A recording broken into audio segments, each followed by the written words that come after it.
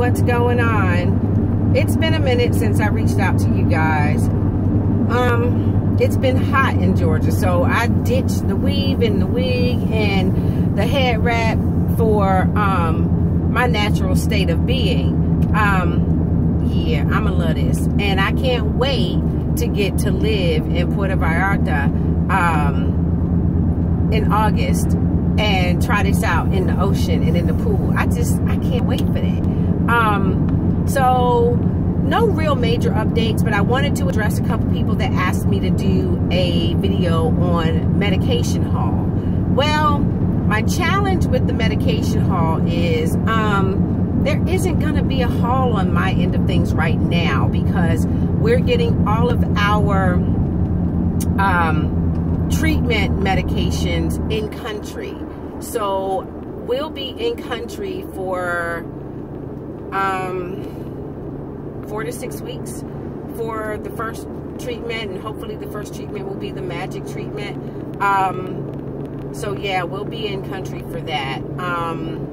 So there won't be a medication haul, and I hate that because I got 2 requests for medication haul videos, and I really wanted to do them, and I had even told him, yes, I'm gonna do that, not realizing that, you know, all our medications are coming from in country. And I'm glad about that because it saves us a tremendous amount of money. Now, I am scheduled to have another phone consult with my doctor, Dr. Stetson. He's a rock star. I'm scheduled to have a phone consult with him. So what I'm going to do is, between him and my coordinator, I'm going to get treatment medication price lists from them, and I'm just going to do a compare and contrast for the medications and the cost that I'll be spending in country versus the cost that we would have been spending here in the States. And that's going to be the best I can get. Now, once I get there, I can zoom in on the meds and, you know, price point them for you. But that's the best I can do. I'm sorry. I suck. How y'all doing today? I just, you know, I was missing doing the videos, and I struggle for content, as I said to you guys before.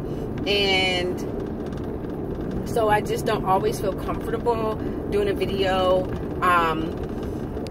I know you guys want to hear about my IVF journey. That's like a real hot ticket. But there's not a lot on a day-to-day basis to share with you all because we are opting to be in country for our treatment. So I'm hoping that going forward, when we get there, that I can video at least every other day and have more content to put up. I mean, the good, the bad, the unscripted, the joy, the pain, the sick, the bloat, the weight gain, whatever it calls for, making you guys a part of our journey step by step, because I'm really appreciative of you guys and your input and your following me. And I don't have a lot of followers, but I'm just grateful for the ones I have.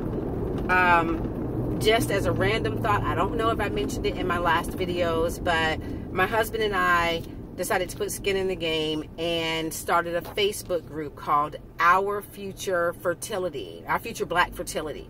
And I would love, love, love if you guys would sign up and join our group and add content in your perspective, because it's valuable. We're talking about making fertility a conversational topic that is the norm, making Black fertility a conversational norm, making the conversations about sperm donation and egg donations and Black surrogates a conversation, making it normal, so that we can get to the other side of prejudice and judgment and ignorance and come out a lot more whole and a lot more intact emotionally with a strategy for our Black fertility outside of birth control.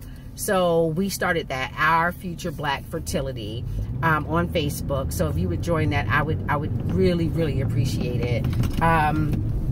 And so let's see, we had picked our donor out last time I chatted with you guys. We picked our donor out just in case we needed one. what we decided to do, since we're gonna try to stimulate me and do a tandem cycle, what we decided to do was wait until the last possible minute to make a final decision on a donor, because who knows, we may get some really viable eggs from me, or maybe we won't get enough and still need to do a shared cycle. We're not sure how that works out, but it just made more financial sense for us to just not go headlong in and, you know, spending $5,000 to $7,000, $5,000 to $9,000 for, you know, eggs that we may or may not need all of them. So we do have our donor kind of waiting in the wings, and hopefully she's still available when we get there in August for our cycle. I'm thinking she will be, just because our criteria and what we were looking for, she matches us perfectly 100%. But it seemed to me that she wasn't what everyone else was looking for. That's okay, it's better for us. But we decided not to invest that money right now and just see how we pan out after, you know, 2 or 3 weeks in country and see what we need going forward. So that's where we are with that.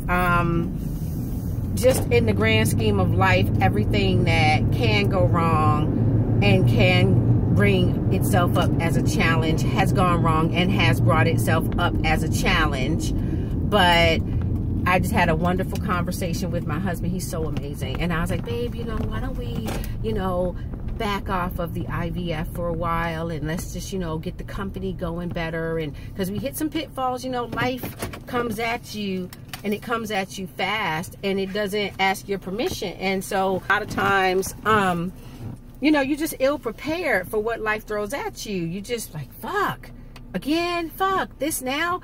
And so I was just like, okay, well, babe, why don't we just push out or postpone the IVF? Given my age and what I go through medically, I'm like, you know, this may or may not be our only option to do it, but we've still got to live beyond this. So how about we just back off, because I feel bad and, you know, yada, yada, yada. He just looked at me and was like, babe, shit happens. He's like, this is life. We just got to roll with it. And we're not backing off of our IVF. We've invested. We are vested in it. And it's going to happen. And we're just going to make it happen. Businesses are going to happen. And they're going to be okay. You know, IVF cycle is going to be okay. And we're going to be parents. And he just made me feel so much better. Because, you know, as women, we tend to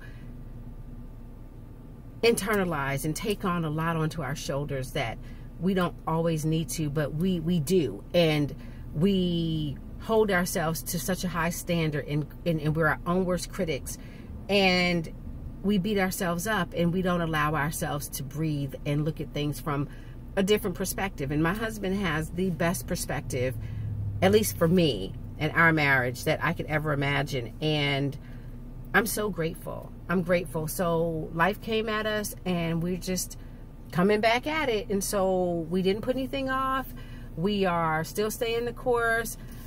I'm getting super excited. I have made our reservations for our rooms, and I am in the process of gleaning tickets. Pushing it out a little bit like we did earlier made a big difference in our plane ticket. So I think my next video is going to be one of some of the tools and the tricks that I used for international travel in general, but definitely what I used for booking our trip to Puerto Vallarta, and how we're gonna be able to afford 4 to 6 weeks in country. And with that comes a lot of segue, because we have a farm, and how we're going to take care of the animals and get that sorted while we're gone for 4 to 6 weeks. So hopefully there'll be a lot of other videos coming, but maybe not so much about IVF, but it's all surrounding the IVF journey. So thank you guys for watching, and I'm going to go in the house because I got baby ducks in my bathtub right now. And I gotta go check on them. Then I gotta get back to my store. I got a lot going on. We doing the most. And today's a great day, and I'm glad to have been able to share it with you. So be good to yourselves. Stay cool, stay hydrated. Shave your head if you want to. And I'll be back. Love you. Love me. Bye.